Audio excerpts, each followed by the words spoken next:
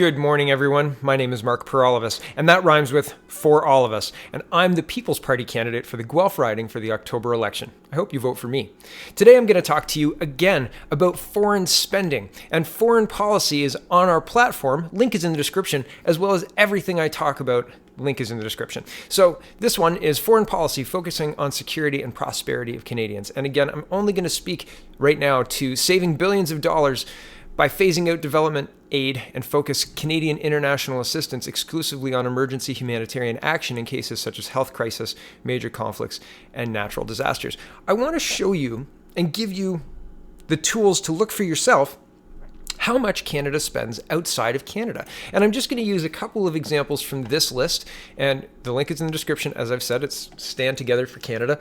And scroll down and you will see a list of a running tally of how much has been spent outside of Canada in this list. Now, you can search every one of these just by double-clicking and right-clicking and search Google. And usually what happens is there's a newspaper article that comes up or something to that effect. And here's the Prime Minister announces infrastructure spending for Indonesia, and that's $14.25 million, and that was way back in 2015. So that's how that list works. Now, there's some tweets, and we're going to look at a tweet in a minute. But further than that, just the other day, Miss McKenna promised $223 million for funding for climate change in South American countries. And, well, I'll show you why that's a problem, and I'll show you in just a minute. First, we're going to look at this tweet from Environment Canada. Here is Environment Canada tweeting on the 23rd of July, 2018, saying, "Did you know Canada has dedicated $100 million to developing countries to prevent plastic from entering oceans, collect shoreline debris, and better manage existing plastic resources." My goodness. Now, if you weren't aware of this, I've done in-depth dives on looking at our recycling system. And did you know that our recycling system diverts 8% of our plastics to be processed in China? And did you also know that the pollution in the rivers and oceans, the plastic pollution in the oceans is from 10 rivers in Asia? So what seems to be happening is we're shipping, using CO2, by the way, our garbage to China for them to process it. And by process it, I mean put it into a river to get washed into the ocean. And so I'm asking and saying, should we not be responsible for our own garbage? And maybe should we not have a cradle-to-grave plan for plastics that are produced in Canada, rather than this haphazard, ridiculous waste of money that's masquerading as an environmental plan? Should we not have some expectation, some way to deal with the plastics that we create? Because I know these things exist. Should we not manage our plastics in a better way, in a more responsible way? Could we not then, if we managed our plastics in a responsible way, could we not then lead the world and show them how to do it, rather than sending our garbage around the world and then paying for it with environmental plans that are basically just cleaning up our own mess in the first place? Really, seriously, this is, a waste of money. But more than that, we don't have the money to waste. Here's $47 million pledged in February 2019 to Yemen in aid. And I'm not going to go through this. You can read it for yourself. It's just another $47 million. And there's no qualifiers in this. It's not over 5 years or anything to that effect. I believe this is just 1 year. This year, 2019. Here is today, and this was June 28th, so yesterday. And this is Minister McKenna, and she says, today in Brussels, Minister McKenna announced $223.5 million in funding to help countries in the Americas and the Caribbean region adapt to the effects of climate change. Learn more here. And I clicked here, and here it is. Link is in the description as well. And this is the Government of Canada website. And it says, Canada announces new support for international climate action and coal phase out. News release, and I'm not going to read the top part. I'll read this part here. Developing countries are disproportionately affected by climate change, with women and girls often most impacted. I want to pause here.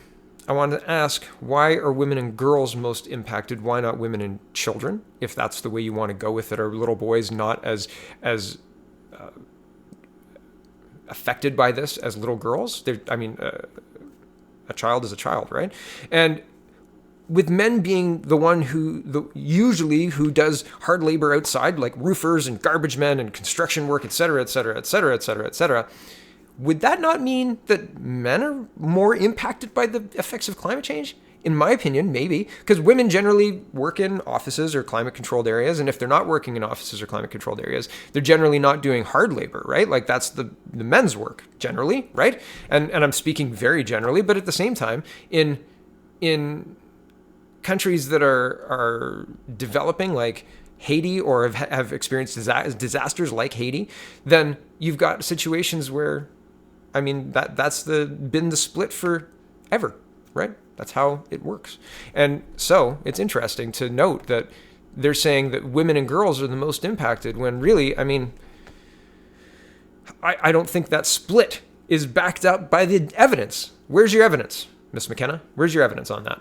Ms. McKenna, back to the article, it says, Ms. McKenna, on behalf of Minister of International Development and Minister for Women and Gender Equality, Mariam Monsef, announced that Canada will contribute $223.5 million to the Canadian Climate Fund for the Private Sector in the Americas, C2F project.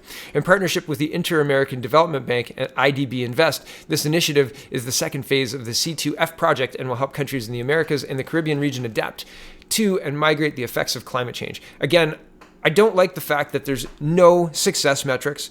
What looks like a success for this $223.5 million? What is a good use of that money, right? This is going to be the outcome. We're going to have a new X. We're going to have a reduction of this many tons of CO2. We're going to blah, blah, blah, blah, blah. It doesn't matter. Just have some success metrics. What are failure metrics? What is not a good use of this money? Less than X, right? Less than X pounds of CO2 per square meter. That needs to be in these plans. I can't believe that it's not. Why aren't people asking for it? This is an incredible amount of money, and I'm going to show you why in just a minute. We'll get there really quick. First, I want to show you $600,000 more, and why I think that this $223 million is spent over this year, 2019, and not over a period of 3 years or 5 years or anything like that. It's just this year. They're spending it now. Okay, the reason I think that is this. Additionally, Canada and the United Kingdom co-chairs the Powering Past Coal Alliance, announced they will be combining efforts to establish an independent secretariat, which will allow the alliance to continue solidifying and expanding its work to phase out coal power. For its part, Canada will invest $600,000 over 2 years to support the secretariat's work. So I think that if this $223 million were given out over multiple years, it would say that here, I would imagine. Like, that's the reason that I think it's over this year, over 2019. So that's a lot of money. That's a lot of money. Here's Guelph. Here's the spending that the federal government is doing on homelessness in Guelph, and it's over 5 years. Here's the part. It says this is the Guelph Mercury Tribune reporting, quote, Feds announced $1.48 million to address homelessness in Guelph, Wellington. On Friday morning, Guelph MP Lloyd Longfield announced that the county, not just Guelph, the county, is receiving $1,485,909 spread out over 5 years to enhance and expand programs that help people find housing and remain housed. Okay, if spending on Guelph is satisfactory for you, which I don't think it is, I think that we should be spending, if we have $223 million to be spending in all of South America, why can't we be spending some of that money in our communities? And second, here is the Auditor General saying that they can't complete their work because there's no money. So not just municipalities and not just Canadian citizens who are homeless are being affected by this spending of money outside of Canada, but actual federal agencies that depend on our tax dollars to run aren't getting the money they need to modernize, aren't getting the money they need to get the work done that's expected of them. And these guys are the ones who uncover slack practices and malfeasance. These are the guys who look at the work that the government is doing and say whether it's good or not, right? And so they can't do their work. This is not a good place to be. The Toronto Star is reporting on February 28th, 2019, starved for money, Federal Auditor General cancels work, lets security slide. Canada's Auditor General Office is struggling to complete important work because it doesn't have enough money, its latest financial report says. The Auditor General's quarterly financial report, released Thursday, says the funding for the office hasn't been enough to keep up with the, quote, increasing audit and service cost pressure. So audit-related work has been put off and some planned performance audits have been canceled. Performance audits are the examinations of government programs and activities that can turn up slack practices and malfeasance and often grab headlines.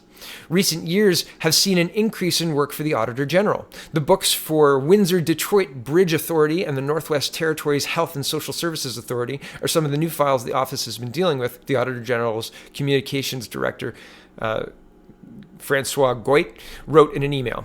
"We had not asked for additional funding in almost a decade," she wrote. "Improvements in the audit methodology and badly needed technology upgrades have also suffered because of lack of modernization as government transactions have become more complex," she wrote. I scroll down a little bit. "Cybersecurity has taken a hit as well, according to Goit.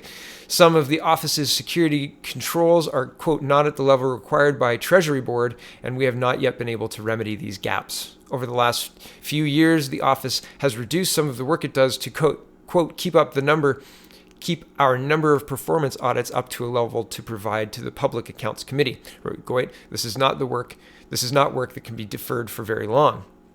Last year, the Auditor General released reports that found Canadian embassy security lacking, a, quote, sexualized culture in the military that's hostile towards women and members of the LGBTQ community, uneven treatment of taxpayers by different Canada Revenue Agency's offices, a shortage of places to release federal inmates on parole, and poor tracking of historic buildings that the government owns, to list just a few. So that's very, very problematic. If you don't think that they should be spending more in Canadian communities, if you don't think they should be spending more in the broader scope of building Canada instead of building roads and infrastructure in other places in the world, if you don't think that, that's just fine. At least think that we should have the security measures and basic technology for our agencies and our federal, I can't think of the word, hold on. I guess agencies is the best word, so I'll repeat it.